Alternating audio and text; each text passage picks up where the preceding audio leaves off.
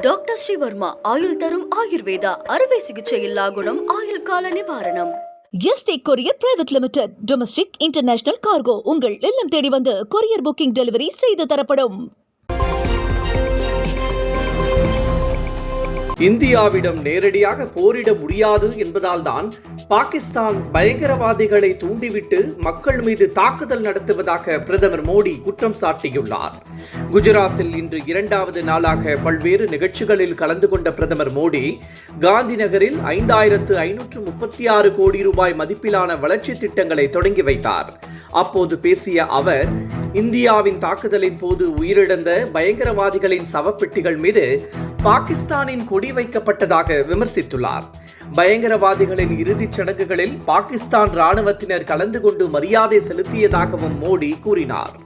வெளிநாட்டு பொருட்களை பயன்படுத்துவதை நாம் தவிர்க்க வேண்டும் என்றும் ஆபரேஷன் சிந்தூர் நடவடிக்கையை அடுத்த கட்டத்திற்கு நகர்த்த மக்களின் வலிமை தேவை என்றும் மோடி கேட்டுக்கொண்டார். இபிஎஸ்க்கு பதில் சொல்லி தனது தரத்தை தாழ்த்திக் கொள்ள விரும்பவில்லை என முதலமைச்சர் மு.க. ஸ்டாலின் கூறியுள்ளார். தனது தொகுதியான சென்னை கொளத்தூரில் அனிதா அச்சீவர் அகாடமியில் பயின்ற 131 பேருக்கு முதலமைச்சர் மடிக்கணினிகளை வழங்கினார். ஓதுவார் பணிக்கு தீர்வான பிரியவர்தனாவிற்கு பணி நியமன ஆணையையும் வழங்கி அவர் பல்வேறு நலத்திட்டங்களை தொடங்கி வைத்தார். பின்னர் செய்தியாளர்களிடம் பேசிய முதலமைச்சர் மு.க. ஸ்டாலின், வெள்ளை கொடி ஏந்தியோ காவி கொடி ஏந்தியோ டெல்லி செல்லவில்லை என்றும் ஏற்கனவே தான் இது குறித்து கூறிவிட்டதாகவும் தமிழக அரசு குறித்து குறை சொல்ல எதுவும் இல்லாததால் இபிஎஸ் அரைத்தமாவையே அரைத்துக் கொண்டிருப்பதாகவும் முதலமைச்சர் கூறினார். அரக்கோணம் பாலியல் புகாரில் சிக்கியுள்ள தெய்வ செயலை திமுக காப்பாற்ற நினைப்பது ஏன் என இபிஎஸ் கேள்வி எழுப்பியுள்ளார்.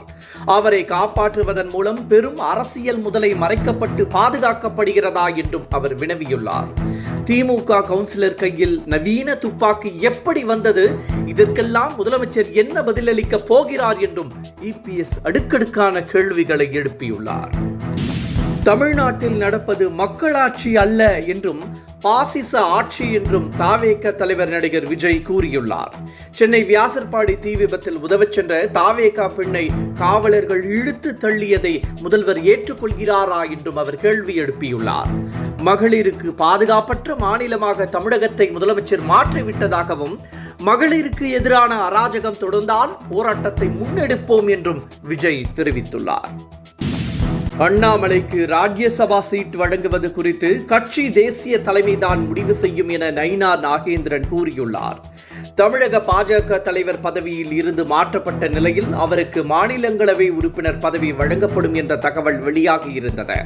இந்த நிலையில் தமிழகத்தில் காலியாக உள்ள 6 மாநிலங்களவை இடங்களுக்கு ஜூன் மாதம் 19ஆம் தேதி தேர்தல் நடைபெற உள்ளது. இதற்கான அறிவிப்பு வெளியாகியும் பாஜக அது குறித்து இதுவரை வாய் திறக்கவில்லை. இது குறித்து நயினார் நாகேந்திரனிடம் இன்று கேட்டபோது தேசிய தலைமைதான் இது குறித்து முடிவு செய்யும் என்று கூறினார். மாநிலங்களவை தேர்தலில் அதிமுகவிற்கு பாஜக ஆதரவளிக்கும் என நயினார் நாகேந்திரன் ஏற்கனவே கூறியிருந்தது குறிப்பிடத்தக்கது. அதிமுக கூட்டணியில் தேமுதிகவிற்கு ராஜ்யசபா சீட் ஒதுக்கப்படும் என்ற கேள்விக்கு பொறுமை கடலினும் பெரியது என்றும் பொறுத்திருந்து பார்ப்போம் என்றும் பிரேமலதா கூறியுள்ளார். கடந்த சட்டமன்ற தேர்தலின் போது தேமுதிகவிற்கு மாநிலங்களவை இடம் ஒதுக்கப்படும் என பேசப்பட்டதாக பிரேமலதா அண்மையில் கூறியிருந்தார். ஆனால் அவ்வாறு எந்த உடன்பாடும் செய்யப்படவில்லை என அதிமுக மறுத்ததால் இரு கட்சிகளுக்கு இடையே உரசல் நிலவியது.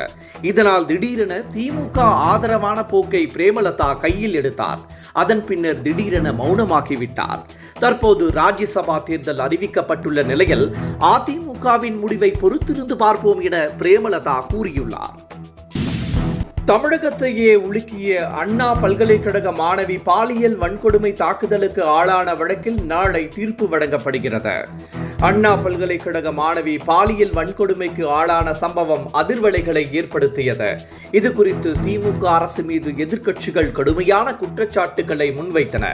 இந்த சம்பவம் தொடர்பாக ஞானசேகரன் என்பவர் கைது செய்யப்பட்டார். பெண் IAS அதிகாரி 3 பேர் கொண்ட சிறப்பு குழு அமைக்கப்பட்டு விசாரணை நடைபெற்றது. விசாரணை முடிவுற்ற நிலையில் சென்னை மகளிர் நீதிமன்றம் நாளை தீர்ப்பு வழங்க உள்ளது.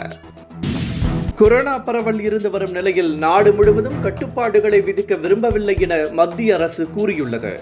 நாடு முழுவதும் கொரோனா பரவல் அதிகரித்து வரும் நிலையில் தொற்று 1000-ஐ தாண்டியுள்ளது. கேரளாவில் அதிகம் பேர் பாதிக்கப்பட்டுள்ளனர். ஆனால் கொரோனா தொற்றால் எந்த பாதிப்பும் இல்லை என்பதால் நாடு முழுவதும் கட்டுப்பாடுகளை விதிக்க விரும்பவில்லை என மத்திய பொது சுகாதாரத்துறை தெரிவித்துள்ளது. கொரோனா பரவலுக்கு ஏற்ப அந்தந்த மாநிலங்களே பாதுகாப்பு ஏற்பாடுகளை செய்து கொள்ளலாம் என்றும் கூறியுள்ளது. தக் லைஃப் திரைப்படம் ஜூன் மாதம் 5ஆம் தேதி வெளியாக உள்ள நிலையில் அதன் ப்ரமோஷன் நிகழ்ச்சிகள் மும்முரமாக நடைபெற்று வருகின்றன. இதில் கமலஹாசனே நேரடியாக களம் இறங்க உள்ளார். ப்ரமோஷன் பணிகள் விறுவிறுப்பாக நடைபெற்று வருகிறது.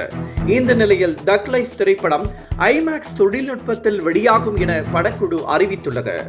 ஐமேக்ஸுக்காக படக்காட்சிகளை செதுக்கி உள்ளதாகவும் படக்குழு தெரிவித்துள்ளது. டாக்டர் ஸ்ரீவர்மா ஆயுள் தரும் ஆயுர்வேதா அறுவை சிகிச்சை இல்லா குணம் ஆயுள் கால நிவாரணம். Branch express courier private limited domestic international cargo உங்கள் இல்லம் தேடி வந்து கொரியர் புக்கிங் டெலிவரி செய்து தரப்படும். என்றும் உங்களுடன் மை இந்தியா. முக்கிய செய்திகளை உடனுக்குடன் தெரிந்து கொள்ள சப்ஸ்கிரைப் பண்ணுங்க, பெல் பட்டனை பிரஸ் பண்ணுங்க. என்றும் உங்களுடன் மை இந்தியா.